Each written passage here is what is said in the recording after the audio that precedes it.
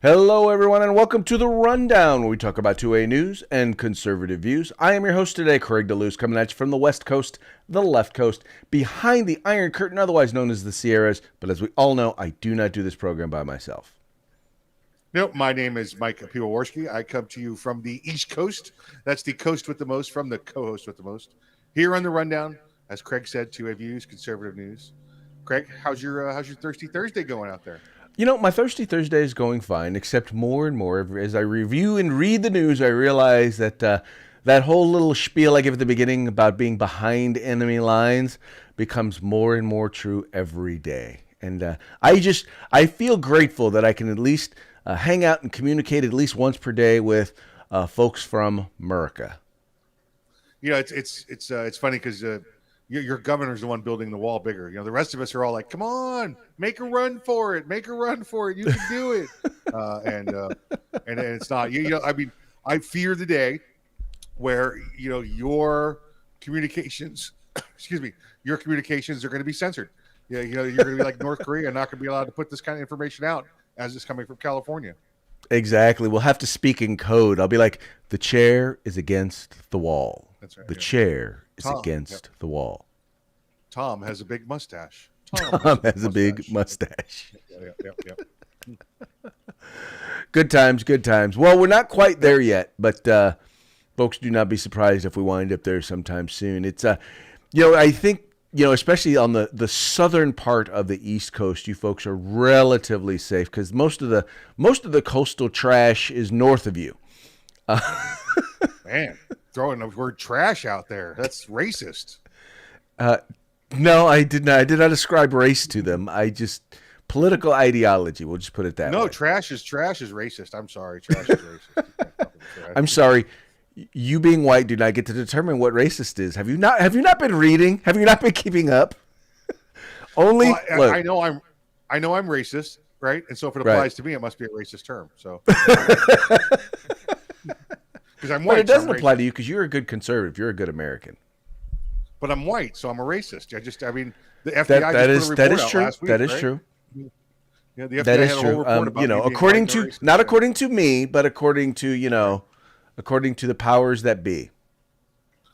Well, for all I know, I'm not talking to you. I'm talking to Gavin Newsom's, CI or there you go. There you go. Yeah. It's a deep fake. I'm a deep fake. There you go. Hey, folks, thank you so much for tuning in. Hey, do us a favor. Encourage your friends to tune in. Remember, you can watch us on YouTube, Facebook, whatever channels we still have left on YouTube anyway.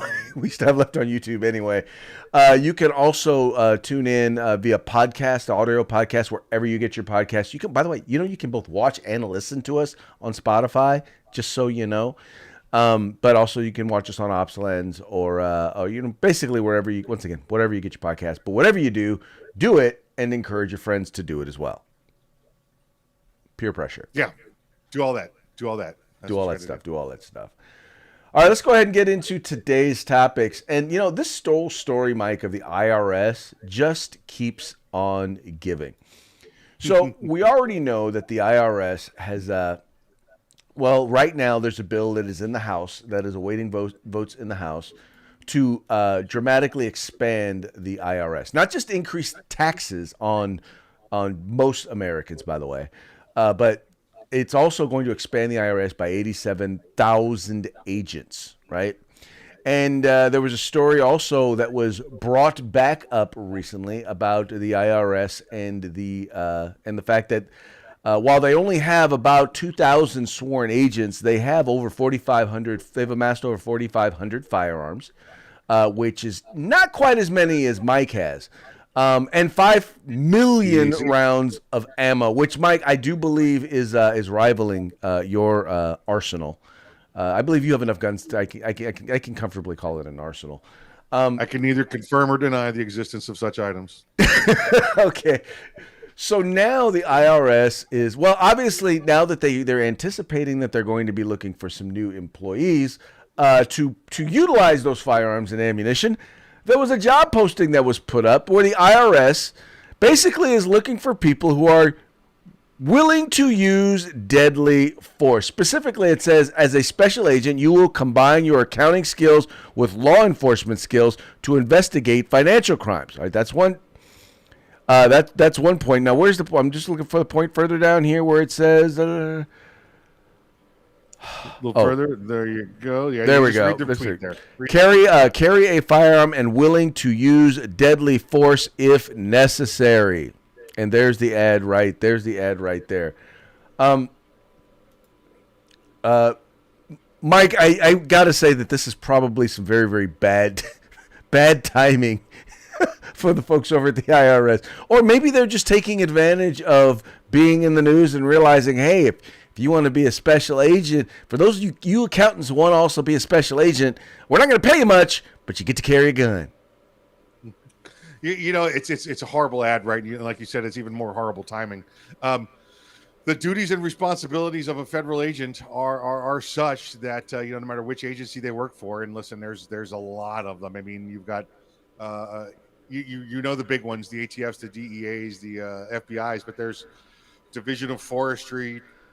There's Nuclear Regulatory Commission. There's NASA. There's a bunch of them that have sworn federal agents, and every one of them, because it's a sworn federal agent, is required to carry the firearm. And when you carry the firearm, one of those possibilities is the that you may be required to use deadly force at some point.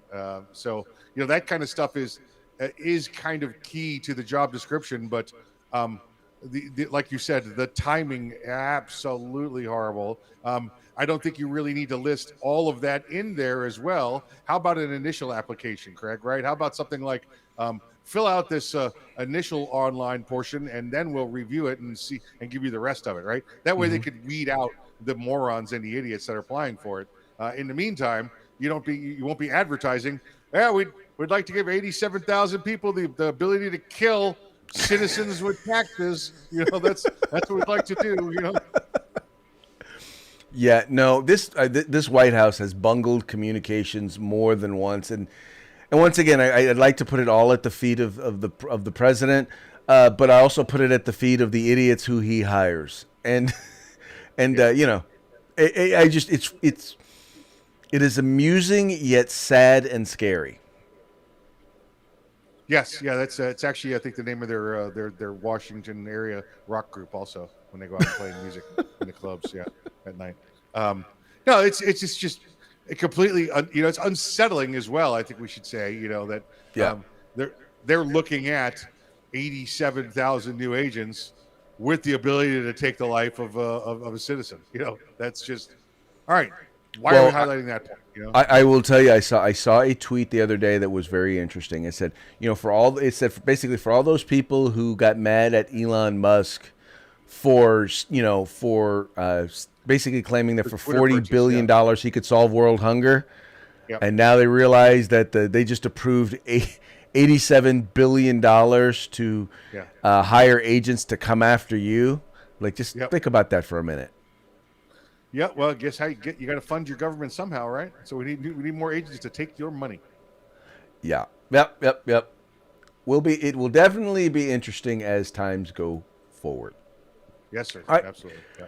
All right, this next one, Mike, I had to talk about because I think it was beyond interesting. As you may or may not know, 10 Republicans in the House actually voted to impeach President Donald Trump. Now, here's the thing. Whether or not you agree with whether it was the first impeachment hearing, whether or not you agree that what he said was colluding with the Russia, was trying to get the Ukrainian president to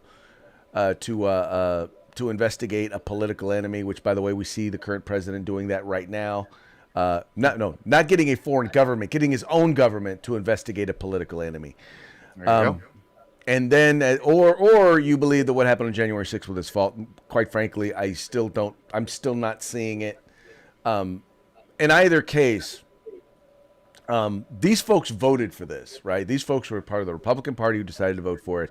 And it's a question, so are they, where, basically this is where are they now? So The Hill actually did a piece pointing out where the 10 Republicans who voted to impeach Donald Trump are.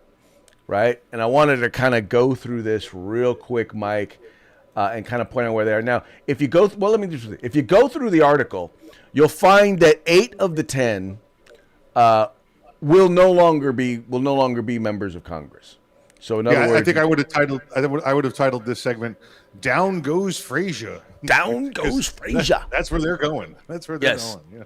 In essence, 2 of the 10 members who voted to impeach President Trump, only 2 are still going to be in office. Only one of them did not have someone endorsed a Trump candidate run against them. In other cases, they were replaced. They're being replaced by Trump candidates, but they opted. In most cases, they opted not to run again. I think in like 3 or 4 cases, they ran and they have either lost or are about to lose. And then in 3 or 4 cases, they decided, yeah, I'm not going to run again. Let's hit. Well, let's hit the list. Let's give them the name by name where they are. Okay. So we'll go down. The first one is Herrera Butler? All right. So she is the most recent of the Republicans she's from Washington State. She lost her primary bid. Actually, just this past Tuesday, which I believe is probably what spurred this article, or at least one of the ones that spurred this article. So, Washington State, which is turned into the wokeness of the Northwest, part of the West Coast wall of wokeness. She gone. So it'll be interesting to see what happens. Then you have Republican Liz Cheney. Which representative, I'm sorry, I should not have called her a Republican. Representative Liz Cheney, which, by the way, and this is an interesting thing, other than the way she votes, because the way she votes is very, very conservative. But I will say this, she contributed to where we are because she helped Democrats elect Joe Biden. And we would not be where we are had that been the case. Yep. So bye, Felicia. Representative Anthony Gonzalez, let's see, he says he would not be seeking a third term. He was probably reading the tea leaves and decided, I'm not going to embarrass myself by running again and losing because, dude would have lost. Representative Jaime Herrera Bueller. Oh, they already talked about her. Okay, we already talked about her. Okay, Representative John Katko from New York. He also decided that he would retire at the end of this term. Just coincidences, I'm sure. Representative Adam Kinzinger from Illinois. He also decided that he would not be running. Now, by the way, he also serves with Liz Cheney on the January 6th committee. Now, keep in mind, this is a guy who applied for an appointment within the Trump administration, didn't get it. And that's one of the reasons why a lot of people say that he is so pissed off at Donald Trump. But this guy is an attention seeker and good riddance. I'm sure he'll find a good Democrat to work for. Representative Peter Measure, do you know how to pronounce that? Meyer. Yeah. Says it became the second pro-impeachment Republican to be defeated in their primary. So he ran. Yep. He thought he could get away with voting against Donald Trump or voting to impeach Donald Trump. By the way, I'm not saying you have to agree with Donald Trump on everything, but I'm sorry, there was absolutely nothing that supported the idea of impeachment in either case. So bye, guy. Bye-bye. And once again, he lost to a Trump-backed candidate, John Gibbs. I'm sorry. Representative Dan Newhouse from Washington. He's one of the ones that has actually survived so far. He is one of the ones that survived. And by the way, I want you to notice a trend here that other than the one from Ohio and one from Wyoming, pretty much all the rest of them are from liberal states. And Ohio is a flip side. Oh, and I guess I spoke too soon because here comes one from Carolina. Representative Tom Nice. Rice became the first Republican who backed Trump's second impeachment to lose re-election. So he decided to run for re-election and lost. Bye-bye. Bye. Say goodbye. And then Representative Fred Upton, is he the only lawmaker to vote to impeach two presidents? Announced in April he was retiring.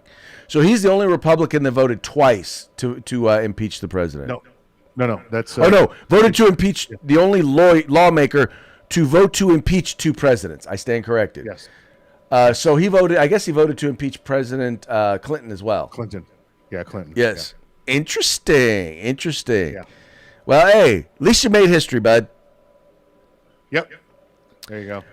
And then Representative Valadao, who, well, I'll put it to you this way: Trump decided not to endorse a candidate against him.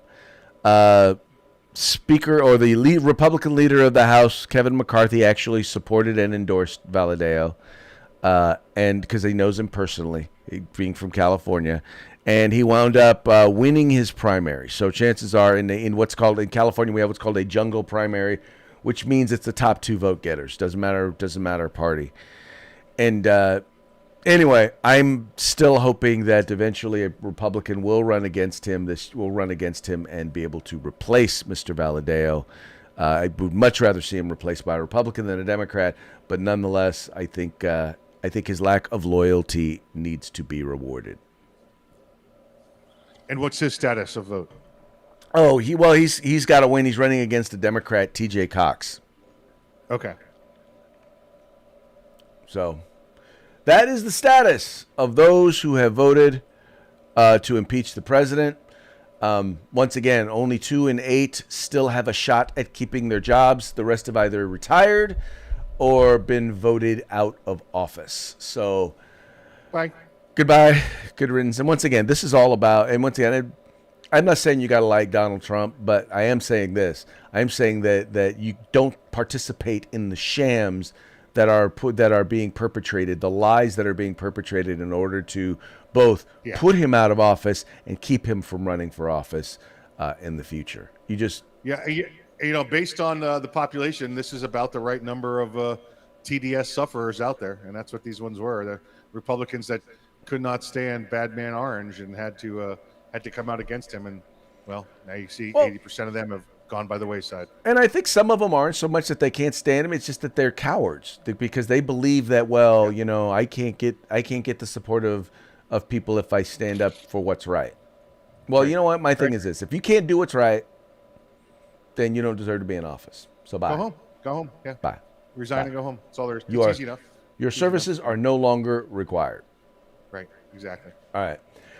Moving right along, in Southern California, we have a county, San Bernardino County, which is, by the way, there's always been this move to secede from California, right? There's been Cal Exit, which was a liberal attempt to secede. Actually, to have California secede from the nation.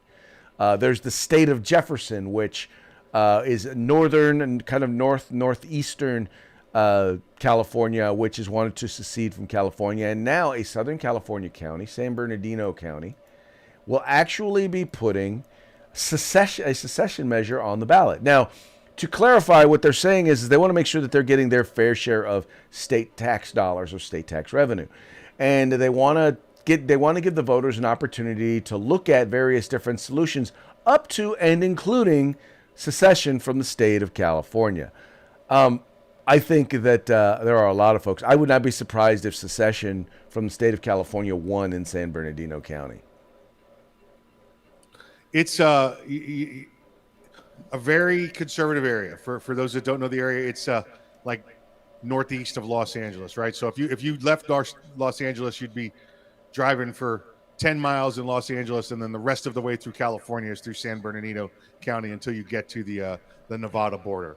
So it's it touches Nevada, touches Arizona there. Very, very, because this is where all of the conservatives that we see that flee the metropolises of liberaldom, they end up occupying the suburban areas around those cities. So that's what San Bernardino County is. It's a great place to live, unless of course you realize it's in California. But if the county could be out of California, it would be great for them. But so, Craig, what are the chances of any of these these secessions there, or these divisions or splits, whatever you're going to call them there, because I know there's many different ways they've examined it in California, the chances of any of these succeeding. Well, so the challenge is that because there's got to be federally, there's got to be laws passed in order for there to be able to be created an additional state. Correct. There's a whole bunch of stuff that has to happen at the federal level for it to even work. But we're suffering, like I think a lot of states are suffering, where you have areas that are heavily conservative but tend to be more rural, and are connected in a state with a handful of quite large metropolitan areas who want to dominate, the decisions, and don't even want. I'm not even saying they don't even want to include, people from these areas in the decision-making process. They're like, no, we're going to tell you how to live your life, no matter what. We really don't care about the rights of the minority, which our form of government is actually set up to protect at the federal level. But it doesn't do that at the state level. In the state of California, it is majority rule. It is the majority of votes rule, because not necessarily the majority of people. Be really curious if we actually knew and could trust the vote in California. But that having been said, it's literally, two wolves and a sheep deciding what to have for lunch in the state of California. Yeah. So, the good thing here, because like you said, it's near impossible with a lot of the federal rules, because before the feds will address it, the state has to say they'll allow it for them to leave, and that's not going to happen. We know that. However, another option available to them there is they're contiguous to Arizona. They don't have to become their own state or a separate state. They could elect to become part of the state of Arizona, and thereby joining another state.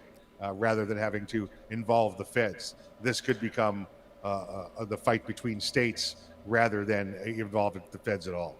Well, that's actually something we've seen in the state of Jefferson, where once again, Northern California, where you've seen people working and talking about the idea of joining Idaho. So Yes. having that part of California become part of the state of Idaho.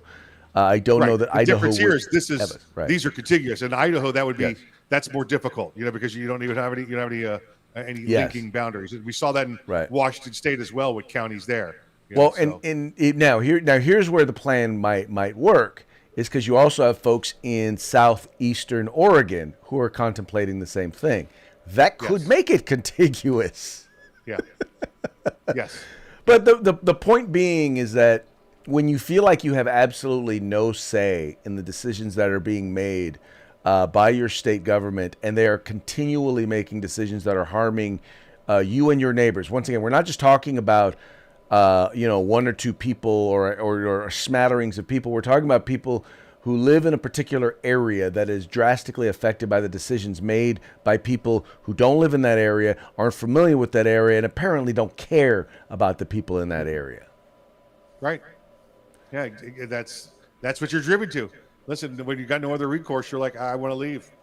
We're out by any means necessary. Audi 5000. Yep. All right. So now, you guys, we hear a lot about a lot of frustration from the left or anti-gunners about, well, it's a very, very scary proposition. We can't allow teachers to carry firearms. Oh my God, what are you talking about? You're crazy if you're going to allow teachers to carry firearms. Well, Mike, I didn't, it's kind of funny because I didn't even realize. Did you know that 34 states have a path for teachers to be able to carry firearms? 34 states. And this article appeared in the North Carolina because there are people in North Carolina who want to allow teachers, once again, to be able to carry. Now, mind you, this is also a state where one county has put AR-15s in all their schools. Once again, locked in a safe. Only individuals who have access to them are trained individuals who know how to use them. But Mike, it's interesting because you think about that. I mean, that's a huge percentage of the number of states that have the ability. I mean, that's what, 2/3 of the states? Teachers have the ability to be able to carry a firearm on campus.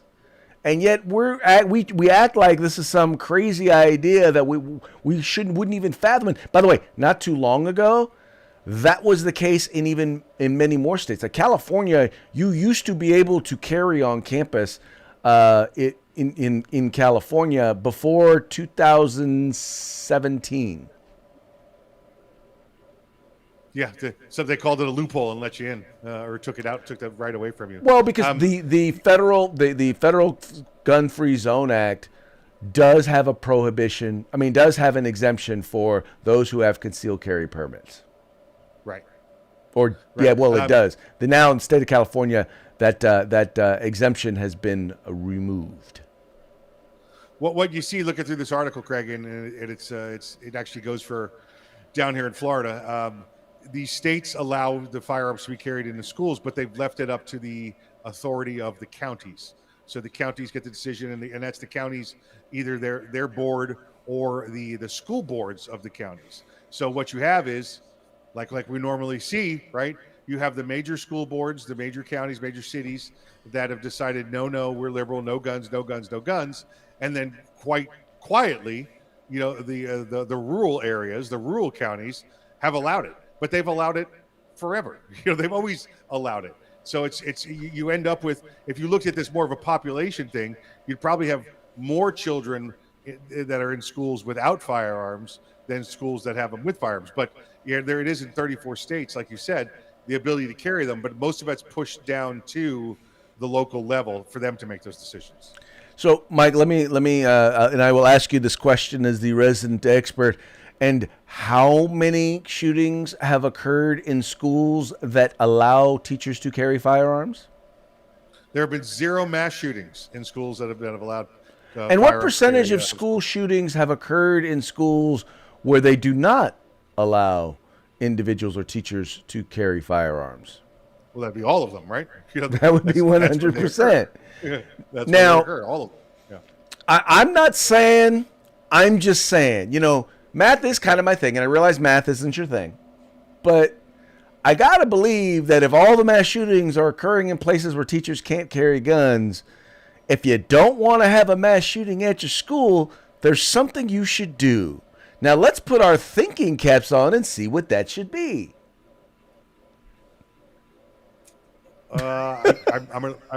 I can't think of a reason, Craig. I can't think of a reason why we'd have it. Yeah, I can't at all. Right. It's lost to me. It's lost. It's lost to you. Well, that must be some of that liberal thinking, some of that New York liberal thinking left over. Yeah. Yeah. But yeah, no, it is just dumb. It is literally just dumb, and it's taking a fear that is based on nothing, a fear that is based on absolutely nothing substantive, and yes. Using that instead of logic and common sense, and looking at the sheer numbers, looking at the numbers and determining what creates a safer environment for kids. Yeah. But, not relevant, right, Craig? Not relevant at all. Not relevant at all. Can't be talking facts. Can't be talking facts. Well, clearly, Mike, somebody believes that there's a way in which to make the workplace safer, and that is by making sure you add firearms. We talked earlier about the 4,500 firearms and 5 million rounds of ammunition that are currently take place at the IRS, which kind of changes the look of the IRS agent graduation ceremony. Yes. Yes.